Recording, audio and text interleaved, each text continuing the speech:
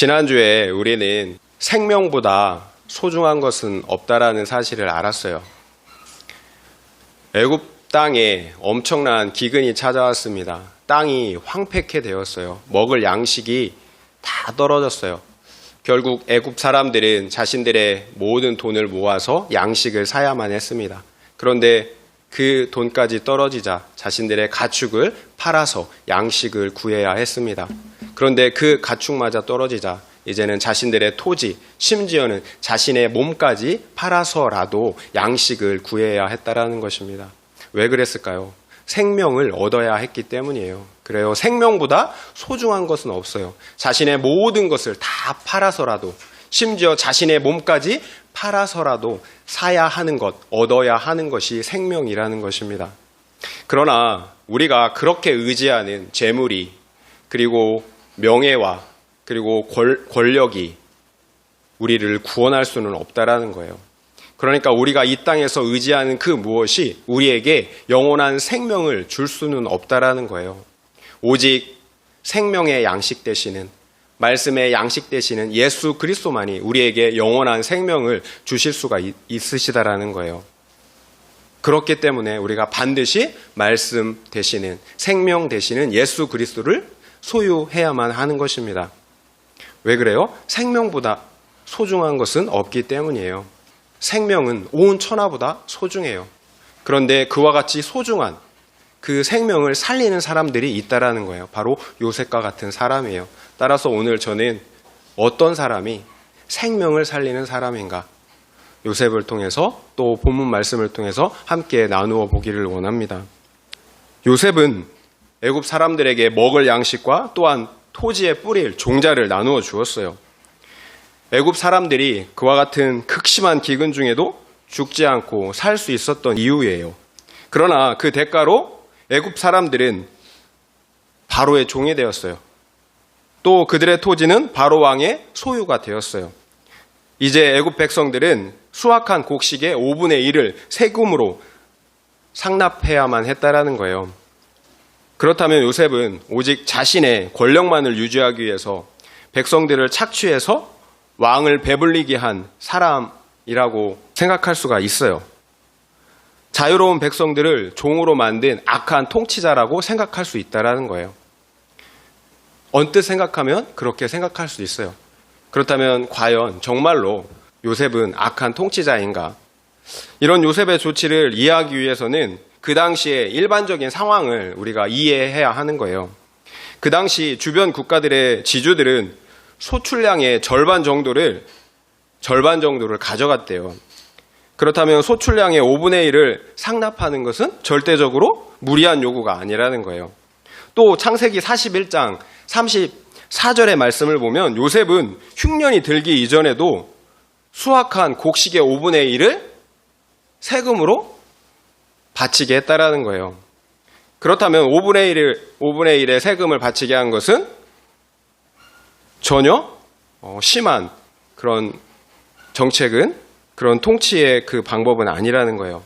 그렇다면 왜 5분의 1의 세금을 걷어야 할까요? 국가는 반드시 적절한 세금을 걷어야 운영할 수가 있기 때문에 그래요.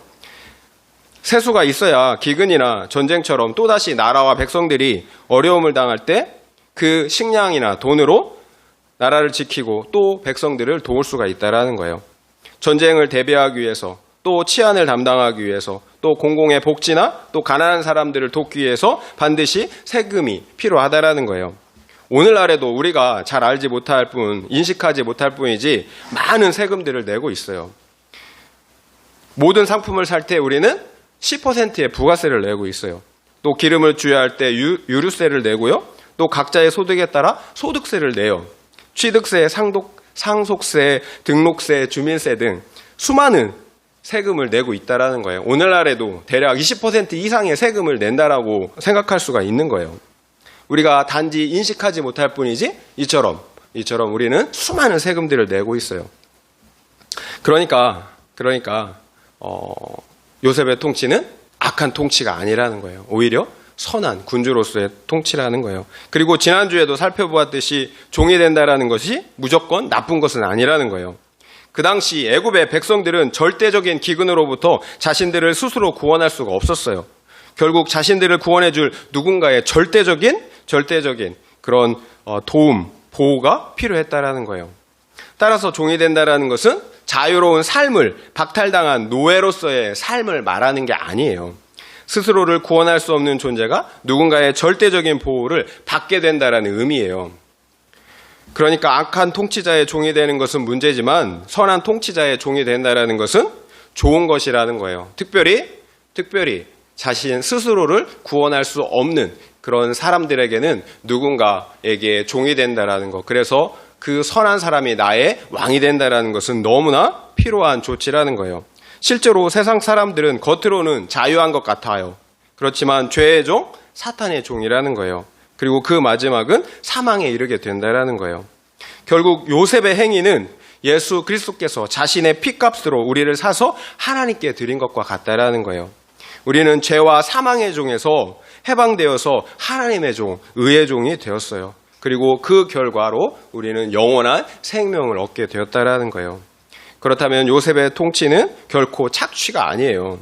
오히려 기근으로부터 백성들의 생명을 구원했을 뿐만 아니라 안정적이고 지속적인 국가의 통치 기반을 마련해 놓은 것이라는 거죠. 그래요, 요셉은 결코 자신의 힘과 권력을 자신의 사사로운 유익을 위해서 사용하지 않았어요. 요셉이 세워놓은 통치 체제는 위로는 왕에게 충성하고 또 아래로는 백성들을 불쌍히 여긴 사랑의 결과였다라는 거예요. 결국 요셉이 다른 사람들을 살릴 수 있었던 비밀이 여기에 있어요. 생명을 살리는 사람은 바로 하나님의 말씀을 믿고 살아내는 사람이에요. 하나님의 말씀 중에도 그 핵심은 사랑이에요. 요셉은 사랑으로 통치했어요. 요셉의 사랑은 말씀드린 것처럼 윗사람에게는 충성과 진실함으로 나타났어요. 그리고 백성들에게는 긍휼과 공의로 나타났어요. 요셉은 이렇게 누가 보든지 보지 않든지 하나님을 두려워했어요. 그래서 하나님의 말씀, 사랑과 공의로 통치했다라는 거예요. 요셉은 풍년의 때에 양식을 저장해 두었어요. 그래서 기근의 때에 그 양식을 나누어 주어서 생명을 살릴 수 있었다라는 거예요. 그렇다면 양식을 저장하고 나누어 준다라는 것은 결코 지식적인 말씀을 많이 안다라는 의미가 아니에요. 요셉에게서 보듯이 양식을 나누어 준다라는 것은 그 말씀을 믿고 살아내는 거예요. 아무리 지식적인 말씀을 많이 알아도 그 말씀을 믿고 살아내지 않는다면 결코 다른 사람을 살릴 수가 없다라는 거예요. 결국 요셉과 같은 말씀의 사람은 말씀을 지식적으로 아는 사람이 아니라 그 말씀을 믿고 살아내는 사람이에요. 말씀을 믿고 살아낼 때 다른 사람을 살릴 수가 있다는 것입니다. 한번 생각해 보세요. 우리가 성경 말씀과 복음을 몰라서 그 복음을 우리가 전하지 못할까요? 우리가 복음을 전하지 못하고 그래서 사람을 살려내지 못한다면 그것은 내 안에 확신이 없기 때문이에요. 내가 믿지 못하고 그래서 내가 살아내지 못하는 그 복음과 말씀을 어떻게 전할 수가 있겠어요. 그러나 내 안에 죄사함과 구원의 확신이 있다면, 그래서 나 역시 그 복음과 말씀을 믿고 살아내고 있다면 우리는 분명하게 복음을 전할 수가 있어요. 그래서 다른 사람들을 살릴 수가 있다는 거예요. 결국 내 안에 생명의 양식이 있는 사람은 그 양식이 먼저 나를 살려내는 거예요. 그러면 다른 사람들에게도 그 생명의 양식을 나누어 줄 수가 있다는 거예요. 계속해서 말씀을 드렸듯이 생명이 있는 사람만 다른 생명을 낳을 수가 있는 거예요. 곳간에서 인심 난다고 했어요. 없는 말씀을 나누어 줄 수 없다라는 거예요. 결국 말씀을 매일 묵상함으로 믿고 살아내는 행위는 나만을 위한 것이 아니에요. 내 자녀, 배우자, 가족들, 그리고 수많은 사람들을 영적인 기근에서 살려내는 구원의 행위라는 거예요. 그렇다면 여러분의 말씀의 곳간은 어떤가요? 풍성한가요? 충분히 나누어 주어서 많은 사람들을 살려내는 그런 곳간인가요? 아니면 나도 먹고 살 양식이 없을 정도로 가난한 곳간인가요? 한번 생각해 보시기 바랍니다. 결국 말씀의 곳간이 풍성한 사람은 말씀을 지식적으로 아는 사람이 아니에요. 말씀을 믿고 살아내는 사람이에요. 그 사람만이 나도 살고 다른 사람도 살릴 수가 있다라는 것입니다. 만약 우리가 하나님의 말씀을 살아내지도 못하면서 그 말씀과 복음을 전한다면 세상 사람들이 과연 예수를 믿을 수 있을까요? 그 말씀이 세상 사람들을 살릴 수 있을까요? 우리 같아도 믿기 힘들 거예요. 예수님은 우리를 증인으로 부르셨어요.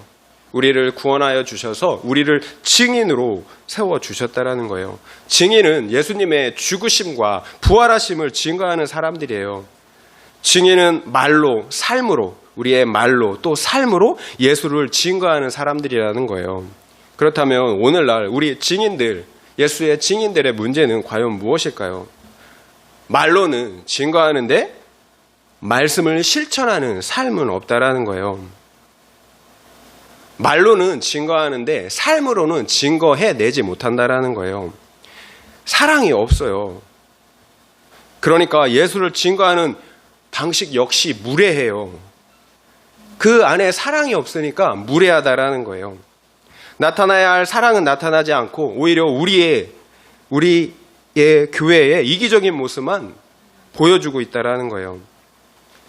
말은 무성한데 복음의 능력이 나타나지 않는 거예요.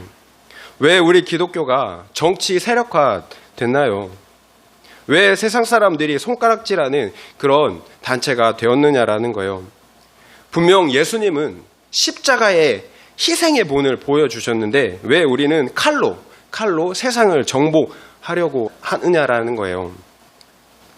칼로 무력으로 정복하는 것은 하나님 나라의 방식이 아니에요. 오히려 타락한 세상 제국의 방식이에요. 칼로 세워진 제국은 반드시 칼로 다 무너지지 않았나요? 결국 오늘날 교회는 예수의 증인이 되는 것이 아니라 오히려 예수의 그 복음의 회방꾼, 방해꾼이 되고 말았다라는 거예요. 하나님의 나라가 세워지는 방식은 내가 있는 그곳에서 십자가를 지는 거예요. 혈과 육으로 또 옳고 그름으로는 결코 하나님의 나라를 세울 수가 없다라는 거예요. 이런 모습들은 사탄에게 속는 거예요. 세상 방법이 아니에요. 주님이 우리에게 가르쳐 주신 방법, 세상을 이기는 방법은 십자가를 지는 거예요. 매일매일 오늘 주어진 말씀을 믿고 살아내는 것보다 더 확실하게 십자가를 지는 방식은 없어요. 이보다 더 확실하게 십자가의 예수를 증거하는 길은 없다라는 거예요. 이것만이 내가 살고 또한 다른 사람을 살리는 길이에요.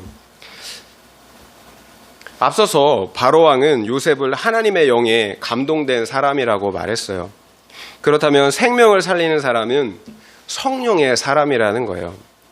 그렇다면 말씀의 사람과 성령의 사람은 어떤 관계가 있을까요? 하나님은 당신의 말씀을 믿고 살아내는 사람과 함께 하세요. 결국 말씀의 사람이 성령의 사람이에요. 성령의 사람이 말씀의 사람이에요. 요셉의 가장 큰 특징, 요셉의 삶의 가장 큰 특징은 하나님께서 함께 하셨기 때문에 형통하다라는 거예요. 요셉의 가장 큰 특징, 하나님께서 함께 하셨기 때문에 형통하다라는 거예요. 그래요. 요셉이 형통할 수 있었던 이유는 하나님께서 함께 하셨기 때문이에요. 그런데 하나님께서 함께 하셨던, 요셉과 함께 하셨던 그 이유가 요셉이 하나님의 말씀을 믿고 살아냈기 때문이라는 거예요. 결국 요셉의 형통함의 이유, 그리고 요셉이 생명을 살리는 사람이 될 수 있었던 이유, 모두 요셉이 하나님의 말씀을 믿고 살아냈기 때문이라는 거예요. 그렇다면 이런 궁금증이 들어요. 하나님의 은혜가 먼저인가? 아니면 우리가 그 말씀을 믿고 살아내는 게 먼저인가? 둘 중에 어떤 게 먼저일까요? 그럼에도 불구하고 하나님의 은혜가 먼저예요. 하나님께서 함께 하셨기 때문에 그 은혜로 요셉은 하나님의 말씀을 믿고 살아낼 수가 있었던 거예요. 하나님의 은혜가 항상 먼저예요. 그러나 그렇다고 요셉의 의지 그리고 그 노력이 필요 없다라는 말은 아니에요. 은혜가 필요해요. 하지만 우리의 노력, 우리의 의지 역시 필요하다라는 거예요. 하나님의 은혜가 구체적으로 어떻게 이루어지는지를 우리는 알아야 해요. 하나님의 은혜가 먼저 우리에게 임해요. 우리의 마음과 생각을 변화시켜요. 우리의 그러므로 우리의 죄를 회개하게 하시고요. 또 그러므로 죄악된 과거의 삶에서 돌이켜 거룩한 삶으로 돌아서게 하신다라는 거예요. 그래서 하나님의 말씀을 기뻐함으로 자발적인 순종을 가능케 하십니다. 결국 하나님의 은혜가 우리의 마음과 생각과 의지를 변화시켜서 하나님의 말씀을 믿고 또 순종하게 하신다라는 거예요. 이렇게 은혜가 먼저예요. 그럼에도 동시에 우리 편에서의 협력이 필요하다라는 거예요. 우리는 프로그램된 로봇이 아니에요. 우리에게는 자유의지가 있어요. 하나님께서 우리에게 자유의지를 주셨어요.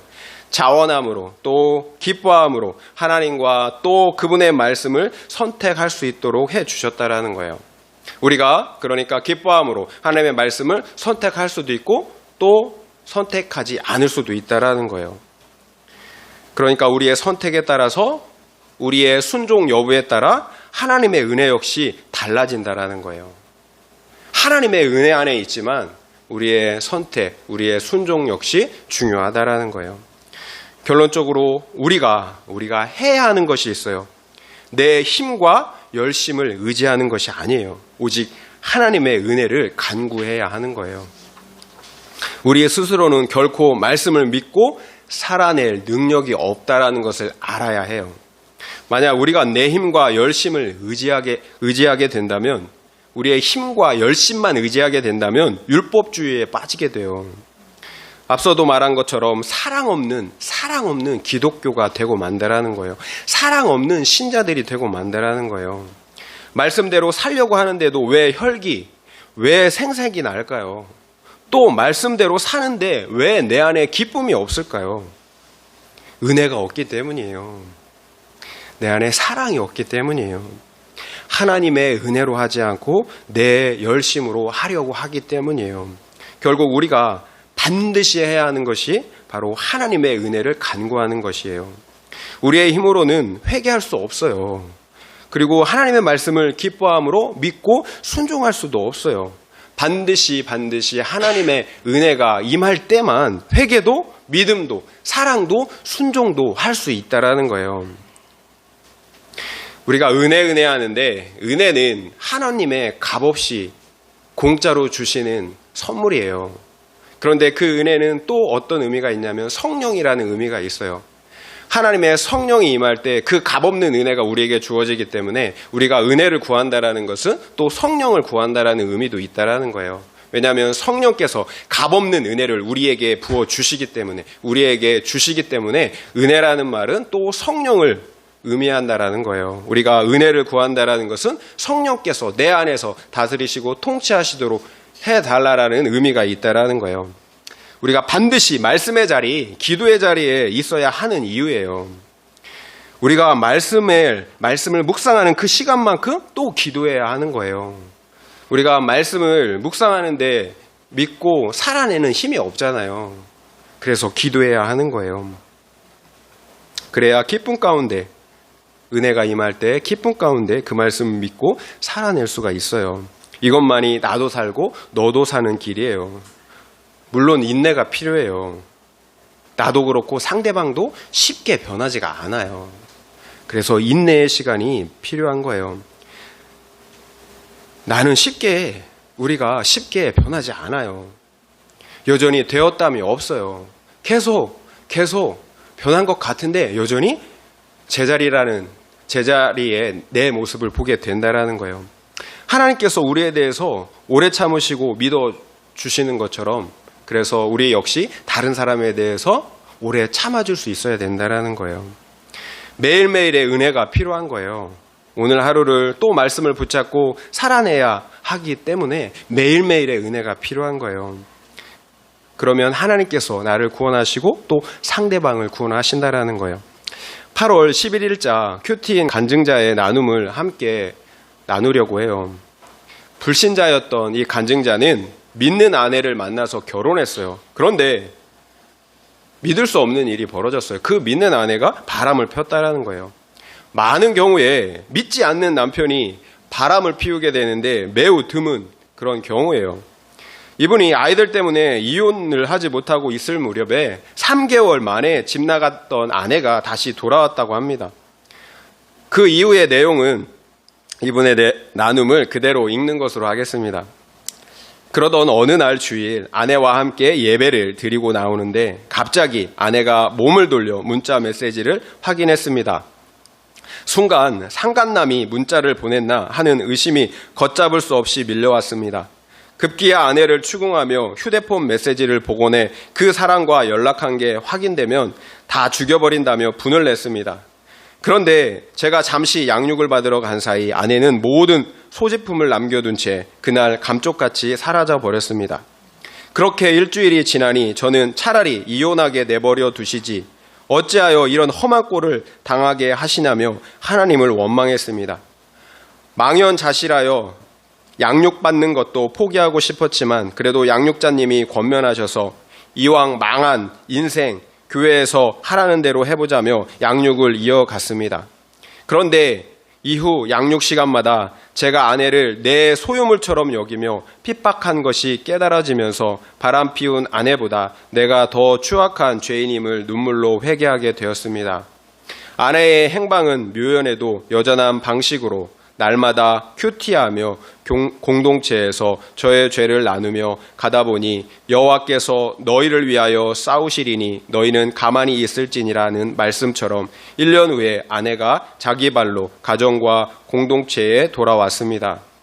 지금은 둘 다 소그룹 리더로 섬기며 저희 가정이 어떻게 여호와의 영광을 얻어 표징의 인생을 살게 되었는지 간증하고 있습니다.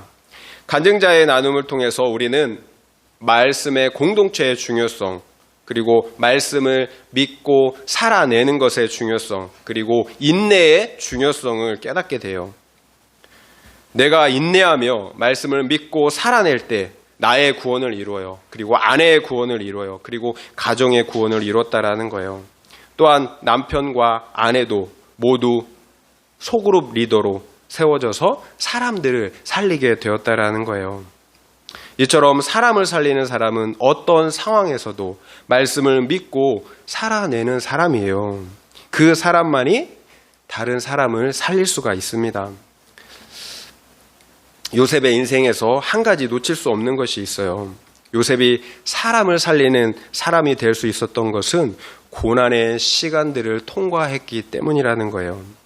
과거의 요셉은 교만한 사람이었어요. 형들을 무시하고 또 아버지께 받는 그 편애를 당연하게 여겼다라는 거예요.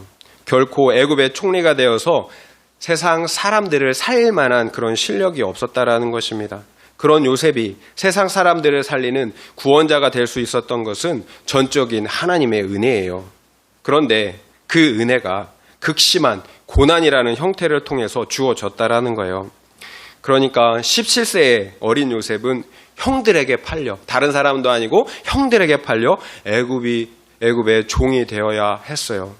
또 억울하게 누명을 쓰고 죄수가 되어야만 했어요. 무려 13년이라는 시간 동안 이처럼 말할 수 없는 극심한 고난을 겪어야 했다라는 것입니다. 그러나 그 13년이라는 시간보다 요셉을 더 힘들게, 더 고통스럽게 했던 것이 있어요. 지금 당하는 고난이 미래를 알 수 없는, 그 끝을 알 수가 없는 고난이었다라는 거예요. 실제로 우리가 살면서 제일 힘든 것은 현재 당하는 고난보다 희망이 없다라는 거예요. 그 고난의 끝을 알 수가 없다라는 거예요. 그런데 그러한 고난이 택자에게만큼은 자기의 분수를 알게 하는 시간이 된다라는 거예요. 요셉은 끝을 알 수 없는 그 고난의 시간 속에서 자신의 한계, 자신의 분수를 분명하게 알 수 있게 된 거예요. 그래서 과거의 이기적인 자기 중심성, 교만의 죄를 인정하고 회개할 수 있었다라는 거예요. 결국 요셉은 전적으로 하나님만을 의지하고 인정하는 말씀의 사람이 될 수 있었다라는 거예요. 그래서 고난이 축복입니다. 고난을 통하여 요셉은 자신의 거룩과 구원을 이뤘을 뿐만 아니라 생명을 살리는 사람으로 변화되었다라는 거예요. 고린도후서 1장 8절부터 9절 말씀을 여러분에게 읽어드릴게요. 형제들아, 우리가 아시아에서 당한 환난을 너희가 모르기를 원하지 아니하노니 힘에 겹도록 심한 고난을 당하여 살 소망까지 끊어지고 우리는 우리 자신이 사형 선고를 받은 줄 알았으니 이는 우리로 자기를 의지하지 말고 오직 죽은 자를 다시 살리시는 하나님만 의지하게 하심이라. 바울은 아시아에서 극심한 환난과 고난을 당했어요. 그 환난과 고난이 어찌나 극심했던지 바울은 살 소망까지 다 끊어졌다. 마치 사형 선고를 받은 줄 알았다. 이렇게 고백하고 있다라는 거예요. 사실 저는 처음에 이 말씀이 이해가 되질 않았어요. 바울처럼 하나님께 충성된 사람이 어디 있어요? 또 바울처럼 복음을 위해서 목숨까지 아끼지 않는 그런 종이 또 어디 있느냐라는 거예요. 이렇게 충성된 종에게 비단길을 깔아주지는 못할 망정 사형 선고를 받는 줄 알았다. 어떻게 이와 같은 환난과 고난을 허락하셨는지 도무지 이해가 되지 않더라는 거예요. 이것이 하나님께 충성을 다한 종에 합당한 하나님의 대우인가, 너무한 것 아닌가 이런 생각이 들더라고요. 그런데 바울은 이렇게 얘기해요. 그가 겪은 환난과 고난에 대해서 이렇게 얘기해요. 이는 우리 자신을 의지하지 말고 오직 죽은 자를 다시 살리시는 하나님만 의지하게 하려 하심이라. 이것이 하나님께서 환난과 고난을 허락하신 이유라는 거예요. 너를 의지하지 말고 다만 나를 의지하라는 거예요. 죽은 자를 살릴 수 있는 나를 의지하라는 거예요. 우리가 환난과 고난 중에 깨달아야 할 것, 환난과 고난 중에 깨달아야 할 것이 있어요. 상황이 좋을 때는 깨닫지 못하는 게 있어요. 나의 분수예요. 말씀드린 것처럼 나의 분수를 깨닫지 못한다라는 거예요. 우리는 죄인이라는 거예요. 우리 스스로는 우리를 구원할 수가 없다라는 거예요. 그리고 또 하나는 우리가 유한하다라는 거예요. 언젠가 우리는 반드시 죽는다라는 거예요. 멀지 않는 장래에 죽음이 찾아온다라는 거예요. 그것들을 잊고 살아가는 우리에게 하나님은 정말 중요한 그 사실을 깨닫게 하시기 위해서 환난과 고난을 보내시는 거예요. 분수를 알라라는 거예요. 현실을 알라라는 거예요. 과거의 바울은 믿는 사람들을 핍박하고 대적하는 사람이었어요. 그러나 현재의 바울은 선교에 있어서도 그리고 성경 말씀을 기록함에 있어서도 이전에 어떤 사도들보다도 명성이 높아졌어요. 모든 사람들이 우러러보고 칭송하는 사람이 되었다라는 거예요. 그런 상황에서 만약 모든 것이 바울의 생각대로 뜻대로 됐다면 바울이 과연 겸손할 수 있을까요? 그래서 끝까지 하나님만 인정하고 의지하는 사람이 될 수 있었을까요? 결국 하나님께서 바울을 지켜주신 거예요. 바울 역시 사람이고 죄인이에요. 환경에 장사가 없어요. 낮추시는 환경을 통해서 하나님만 의지하게 하셨다라는 거예요. 바울이 그 후로도 수많은 사람들을 살릴 수 있었던 이유예요. 또한 사도 바울이 오늘날까지 가장 위대한 사도로 기억될 수 있었던 이유라는 거예요. 사도 바울이 가장 위대한 사도로 기억될 수 있었던 이유는 그 인생 가운데 환난과 고난이 있었기 때문이에요. 하나님이 지켜주셨기 때문이라는 거예요. 결국 바울의 유익을 위해 하나님은 살 소망까지 끊어지고 사형 선고를 받은 것과 같은 그런 환난과 고난을 허락하셨다라는 거예요. 교만할 수 있는 모든 싹을 다 잘라버린 거예요. 요셉 역시 마찬가지인 거예요. 고난은 요셉 자신을 의지할 수 없게 만들었어요. 오직 죽은 자를 다시 살리시는 하나님만 의지하게 하셨다라는 거예요. 요셉이 애국 백성들을 살릴 수 있었던 이유라는 거예요. 요셉과 그리고 바울과는 비교할 수도 없지만 저 역시 개척의 과정을 보면 내 뜻대로 된 것이 하나도 없어요. 그래서 지금 너무 감사해요. 2020년 12월 6일에 처음 개척 예배를 드리고 그 다음 주부터 코로나로 인해서 저와 아내 그리고 우리 전도사님 그리고 우리 정집사님 이렇게 3명 또는 4명이서 계속해서 예배를 드렸어요. 문제는 그런 상태가 2021년 1년 내내 지속됐다라는 거예요. 그 당시 저는 내 목회가 평생 이렇게 끝날 수도 있겠구나라는 생각을 하니까 너무 두렵더라고요. 가끔 그런 생각이 찾아왔는데 두렵더라고요.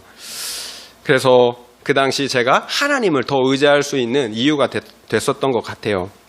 그렇지만 그럼에도 불구하고 코로나로 인해서 제가 할 수 있었던 것이 아무것도 없었어요. 그저 큐티하는 것밖에 없었다라는 거예요. 예배 후 전도사님 부부와 큐티 나눔을 했고요. 또 현진 집사님, 한옥 집사님 가정과 일주일에 한 번 줌으로 큐티 나눔을 했어요. 큐티 외에는 할 수 있는 것이 없었기 때문이에요. 그런데 지금 와서 돌아보니까 그 시간들을 통해서 자연스럽게 큐티 목회가 정착되게 됐다라는 거예요. 그런 생각을 해봐요. 만약 코로나가 없었다면 과연 큐티 목회를 할 수 있었을까? 아마 못했을 거예요. 정형화된 목회, 그리고 큐티 목회를 병행한다고 하다가 결국 죽도밥도 되지 않았을 거예요. 큐티 목회를 한다는 것보다 제가 더 감사한 것은 저뿐만 아니라 우리 성도님들이 말씀을 믿고 살아내는 거룩한 하나님의 백성들로 변화되고 성장하고 있다는 거예요. 그것이 너무나 감사한 거예요. 결국 내 뜻대로 되지 않은 것이 감사해요. 하나님께서 요셉과 바울을 지켜주셨듯이 저 또한 지켜주신 것이에요. 저는 교만해요. 그래서 조금만 잘 돼도 내가 했다고 우쭐대는 사람이에요. 또 반대로 나보다 목회를 또 잘하고 크게 하시는 분들을 보면 시기하고 질투하는 마음이 또 올라와요. 그러니까 교만하거나 반대로 위축되고 쭈그러드는 것이 솔직한 나의 모습이라는 거예요. 그래서 내 뜻과 생각대로 되지 않은 것이 감사한 거예요. 내가 한 것이 없으니까 교만할 수가 없다라는 거예요. 과거에 저는 습관적으로 이렇게 말했어요. 모든 것이 하나님의 은혜입니다. 하나님께서 하셨습니다. 그런데 제 속으로는 나니까 했지 라는 그런 마음을 가지고 있었다라는 거예요. 그런데 개척의 과정을 다 돌아보니까 1도 내 뜻대로 된 게 없어요. 내 생각대로 된 게 없어요. 100% 하나님께서 하셨다라고 인정하지 않을 수 없다라는 거예요. 교만할 수가 없는 거죠. 그래서 내 뜻대로 되지 않은 것이 감사하다라는 거예요. 믿을 수 없는, 신뢰할 수 없는 나를 의지하는 것이 아니라 오직 죽은 자를 다시 살리시는 그 하나님만 의지하게 하셨기 때문이에요. 제가 말씀드리고 싶은 요점은 그거예요. 그저 하루하루 말씀을 믿고 살아낼 때 하나님께서 나도 살게 하시고 다른 사람도 살게 하신다라는 거예요. 이 파운데이션이, 이 블록이 없는데 그 위에 무엇을 세운들 그게 의미가 있겠어요. 어찌 보면 요셉의 통치는 최초의 공산주의 국가라고 말할 수도 있어요. 똑같이 일하고 똑같이 분배하는 체제가 되었어요. 그래서 빈부의 격차가 크지 않아요. 이처럼 공산주의는 이론 자체만 놓고 본다면 좋은 이론이에요. 그렇다면 오늘날의 공산주의는 어떻게 된 걸까요? 왜 무너졌을까요? 무엇이 문제일까요? 이론의 문제가 아니라 사람의 문제예요.